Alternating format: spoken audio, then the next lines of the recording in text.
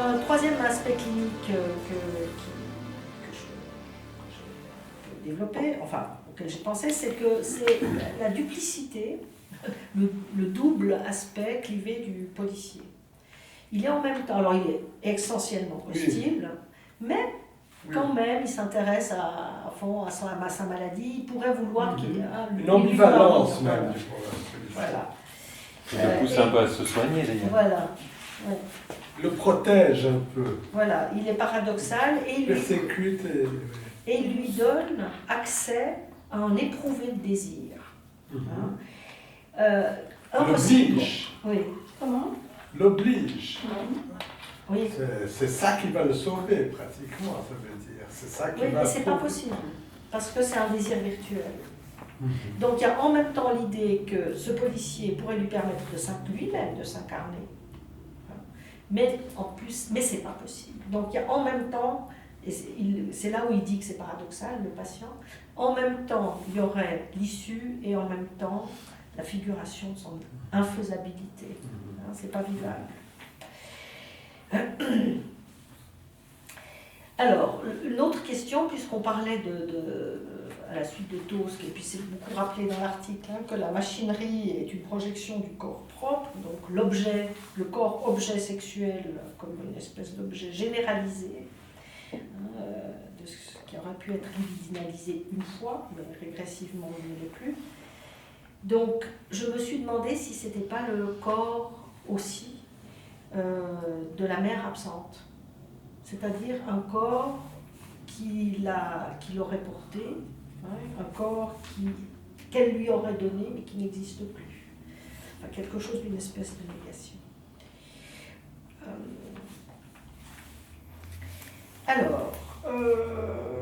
Voilà, j'étais aussi intéressée par la question du scénario de la guérison. Alors bien sûr qu'il y a le policier, mais c'est presque anecdotique, en tout cas dans la relation du cas. Mais coucher avec Sylvie, ça va, c'est l'issue.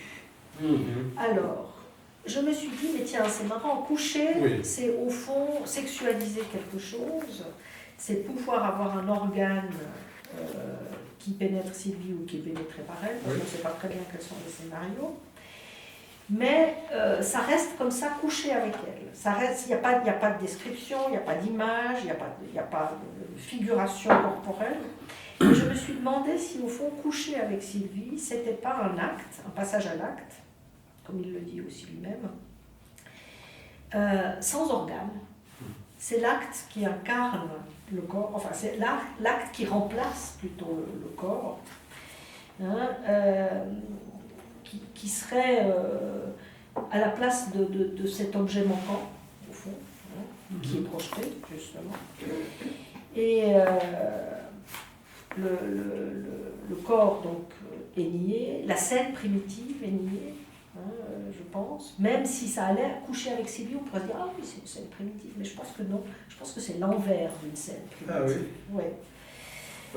Une des choses qui m'a frappé là, c'est cette idée de coucher avec Sylvie comme signe de santé psychique, c'est la preuve qu'il n'est pas schizophrène. C'est ça. Et là, j'ai l'impression qu'on est vraiment dans quelque chose d'un discours aussi du siècle XXI, de la sexualité comme nécessaire, de la sexualité comme signe de la santé, qui peut-être diffère un peu de ce qui se passait il y a un siècle en arrière, où toute la sexualité, elle était dans le côté de la névrose. Oui, bon, sur Tosk, pas seulement, quand même. Emma, par exemple, c'est toujours des histoires d'amour qui tournent mal, au fond. Bon, peut-être plus prosaïquement par rapport à cette histoire de coucher avec Sylvie, il montre qu'il est normal, il ne couche pas avec sa mère, il a une C'est ça, je pense que c'est surtout ça. dans une logique un peu simplifiée chez certains psychotiques, de donner les preuves que... Dans cette logique un peu Oui, alors ça, j'entends bien ce niveau de lecture, mais moi je pense que le fantasme qui sous-tend ça, c'est coucher avec Sylvie, c'est retrouver quelque chose. C'est retrouver quelque chose qui est captif de la machine. Mais ce quelque chose n'existe pas. Captif de la machine, qui est dans la machine, qui est projeté dans la machine, Donc ça serait une espèce... Retrouver ses organes Oui, sexuels. absolument. Oui, ce serait une espèce de réappropriation, plus subjective, mais folle, hein, mais de ce qui a été projeté, nié, Peut-être pas détruit. s'il faut. Enfin, je veux dire, de les retrouver, là, ces organes sexuels. Oui, mais de les Et remettre les dedans. utiliser. De les remettre dedans. À l'intérieur de lui. Oui, c'est ça. De les réintrojecter. Mais par une espèce d'acte. C'est comme si l'acte c'était l'objet, c'est comme si l'acte c'était le corps. C'est ça qui est assez frappant, puisque voilà. Puisqu'il dit aussi qu'il veut passer à l'acte. Un désir, mais qui n'a pas d'objet. Comme si le passage à l'acte était une chose en soi. C'est ça c'est pour ça que je dis que ça reste flou. Un peu comme si l'acte venait se substituer à un corps libidinalisé, au fond, et narcissisé. Il n'y a plus que les retours hallucinatoires, au fond, qui font exister ça, le corps. Il y a encore un autre aspect dans le cas clinique, et puis je terminerai là-dessus par rapport à l'article. Un autre aspect clinique, c'est la suicidalité. Donc ce patient, il est régulièrement suicidaire, ce qu'on voit dans beaucoup d'évolutions schizophréniques, les états dépressifs après des crises aiguës, délirantes, ou hallucinatoires. Et au fond, alors on peut toujours voir ça comme une déplétion, mais je ne sais plus où je disais ça. Je pense que c'était dans un article justement sur les psychiatres, parce que je cherchais chez Henriet les traces justement des psychanalystes sur lesquels il fait mention. Voilà, c'était en lisant un article sur les psychiatres et qui mentionnait les divers psychiatres du 19e siècle, je n'ai pas noté les noms, qui évoquaient des délires d'influence et qui évoquaient des patients qui disaient qu'ils étaient sucés, par exemple. On leur prenait quelque chose, c'était des bouches, c'était aussi des fois des espèces d'entités comme ça, qui venaient les sucer.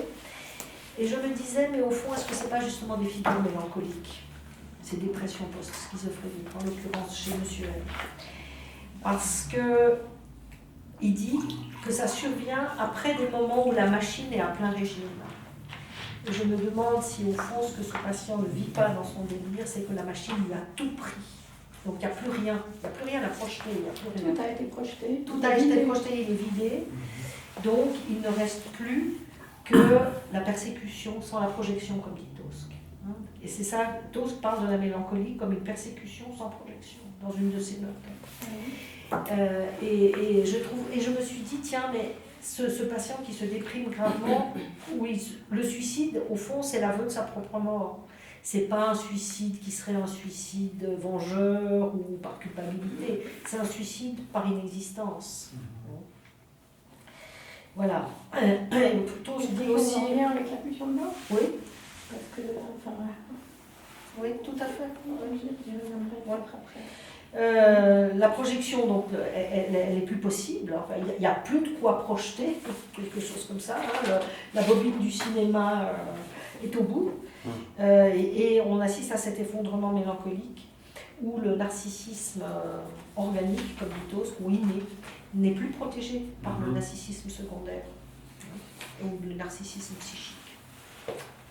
Voilà, moi, les éléments cliniques que j'aurais voulu souligner dans cet article. Puis peut-être pour enchaîner, puis après on discute. On continue. Ça joue comme ça? Oui, de temps en temps on intervient un peu. Oui.